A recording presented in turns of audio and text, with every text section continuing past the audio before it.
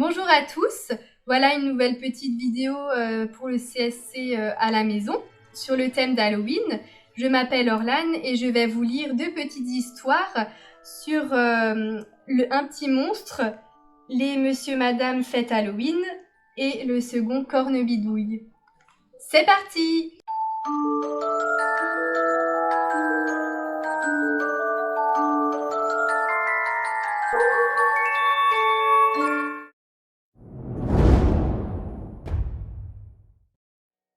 Les Monsieur Madame Fête Halloween. Il fut un temps où Monsieur Chatouille trouvait qu'Halloween était une fête très amusante, mais ça, c'était avant. Avant que Madame Terreur n'emménage dans la même ville. Désormais, Halloween faisait vraiment peur, à en avoir froid dans le dos. L'année dernière, Madame Terreur avait effrayé Monsieur Heureux, d'habitude très souriant.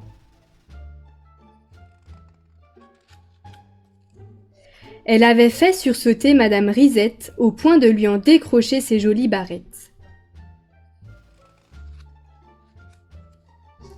Elle avait même épouvanté Monsieur Courageux qui avait failli en perdre sa casquette. Madame Terreur avait terrifié tout le monde.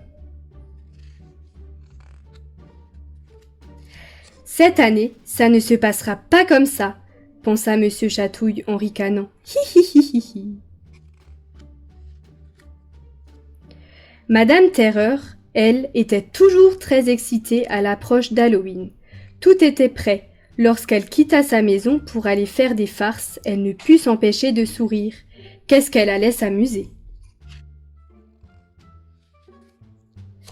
Sa première victime fut Madame Follette. Son plan était de se glisser discrètement derrière elle et de poser une araignée en plastique sur sa tête. Mais au même moment, Madame Terreur sentit qu'un bras extraordinaire long la chatouillait. Madame Terreur se mit à rire et comme tu le sais, il est très difficile de faire peur et de rigoler en même temps. « Bonjour, Madame Terreur, dit Madame Follette en se retournant. J'adore votre araignée. Est-ce que vous allez à une fête d'Halloween? Madame Terreur fut très vexée que sa farce ne fonctionne pas. Sans lui répondre, elle partit en tapant des pieds.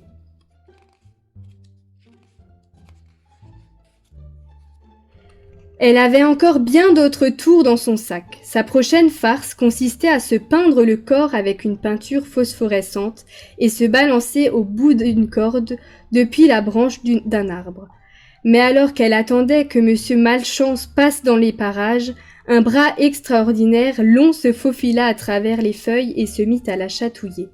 Madame Terreur éclata de rire à nouveau et rigola si fort qu'elle tombe de l'arbre. Boum! Quelques minutes plus tard, Monsieur Malchance la trouva suspendue à l'arbre par un pied. « Bonjour, Madame Terreur, dit-il en riant à son tour. On dirait que vous n'avez plus de chance que moi. » Madame Terreur fronça les sourcils. À chaque fois que Madame Terreur voulait effrayer quelqu'un, quelque chose la chatouillait. Nous savons tous de qui il s'agissait, n'est-ce pas? Sauf Madame Terreur. Cette fête d'Halloween commence à m'énerver, ronchonna-t-elle.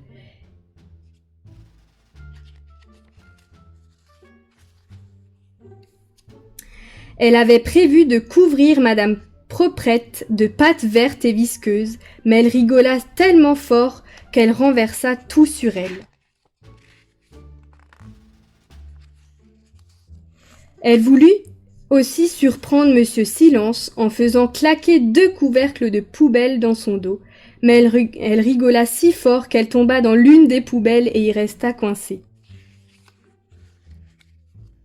Alors qu'elle était sur le point d'agiter une chauve-souris en caoutchouc sous le nez de Monsieur Grincheux, elle se mit à rire si fort que même Monsieur Grincheux trouva ça très drôle.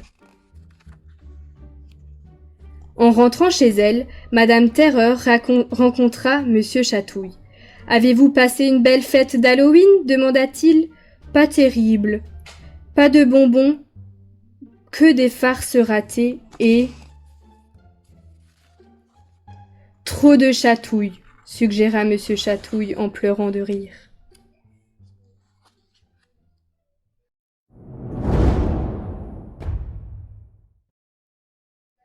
Cornebidouille de Magali Bognol et Pierre Bertrand.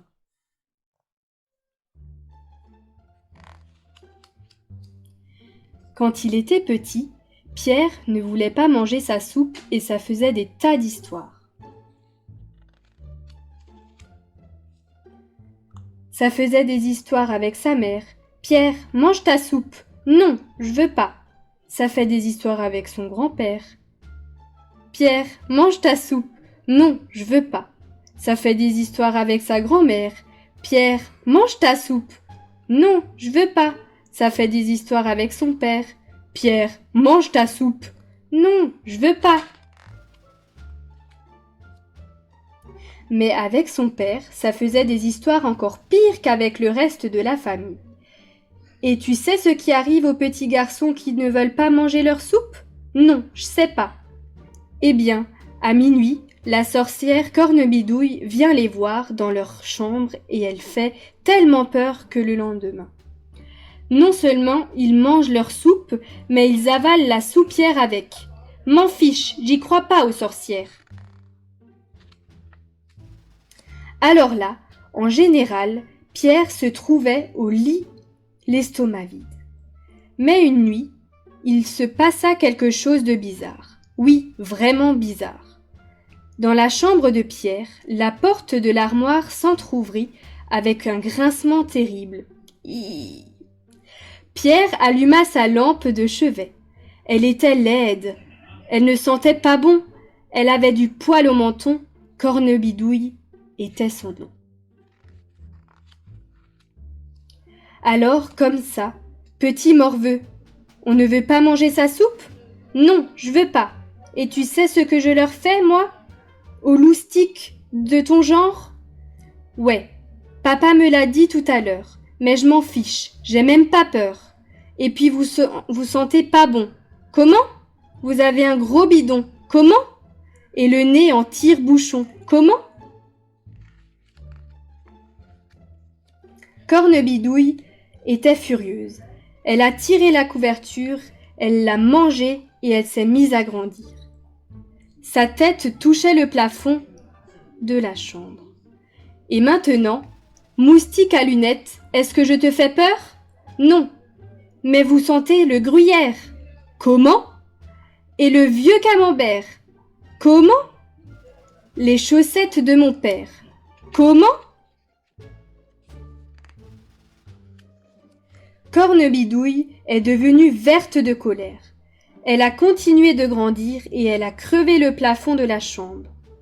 Elle est arrivée jusqu'au toit et elle a commencé à manger les tuiles. Hum, hum, hum. Alors, crotte de fourmi, est-ce que je te fais peur ? Non, mais vous avez un gros derrière. Comment ? Une langue de vieille vipère. Comment ? Le nez plein de vers de terre. Oh, comment ? Alors là, Cornebidouille est devenue complètement cramoisie. Elle a continué de grandir, et elle est arrivée jusqu'aux nuages et slop, elle les a mangés comme les barbes à papa. Puis elle s'est penchée vers Pierre et elle a essayé de lui prendre son doudou. Mais Pierre lui a dit « Stop, sorcière, pas mon doudou !» Ha ha ha, tu fais le moins fier là. Eh bien, si tu ne manges pas ta soupe, je mange ton doudou. Mais sorcière, j'ai caché ma cuillère. Et où est-elle cette cuillère ? Au fond de ma chaussette, mais je n'arrive pas à l'attraper. Il faudrait quelqu'un de vraiment petit pour aller la chercher. De petit ? Non, d'un ouistiti. D'accord, allons-y. Et Cornebidouille a commencé à rétrécir. Mais je ne vois rien. Elle doit être tout au fond. Foi de Cornebidouille, elle ne m'empêchera pas. Voyons, voyons, c'est qu'il fait noir là-dedans. Non, d'un caramel mou. Mais où est-elle, cette cuillère ? Encore un peu plus loin, madame la sorcière. Un peu plus loin ? Je n'y vois rien. Et puis ça pue là-dedans. Et c'est quoi ce tremblement de terre ? Juste un petit courant d'air. Bonne nuit, Cornebidouille. Pierre se remit au lit. Et le lendemain. Pierre, mange ta soupe. Non, je veux pas.